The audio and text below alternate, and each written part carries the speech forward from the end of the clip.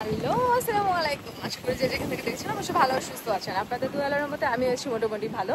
আজকে আবার চলে এসেছি ইম্পর্টেন্ট আরেকটি বিষয় নিয়ে। বিষয়টি হচ্ছে যে গ্রিক সাইপ্রাস আদৌ 2025 সালে সেনজেনভুক্তর আওতাধীনে হবে কিনা। এখন যারা হচ্ছে পুরাতন ছিল, লাইক যে 6 থেকে 7 বছর ধরে যারা স্টে করছে সাইপ্রাসে, তারা বলছে যে অনেক দিন ধরেই এটা শোনা যাচ্ছে, কিন্তু আদৌ হবে কিনা এটা শিওর না। এখন দেখেন, বিষয়টা লোকের মুখে মুখে ছিল, কিন্তু 4 থেকে 5 মাস আগে সাইপ্রাসের যে হচ্ছে প্রেসিডেন্ট, উনি অ্যানাউন্সমেন্ট করেছে 2026 সালে জানুয়ারি থেকে ফেব্রুয়ারি মাসের মধ্যে সেনজেনের আওতাভুক্ত হয়ে যাবে। আই হোপ হয়ে যাবে, যেহেতু এবার গভর্নমেন্ট হচ্ছে স্টেপ নিয়েছে। এতদিন মুখে মুখে সবার মুখে মুখে শোনা যাচ্ছিল, এর জন্য বিষয়টা নিয়ে হয়তো বা ওরকম কোনো কিছু হয়নি। এখন ফাইনালি ডিসিশন নিয়ে ফেলেছে। দেখা যাক 2026 আমাদের জন্য কি ওয়েট করে, বাট হোপফুলি সেনজেনভুক্তর আওতাধীনে চলে যাবে। এটা হওয়াটা আসলেই দরকার।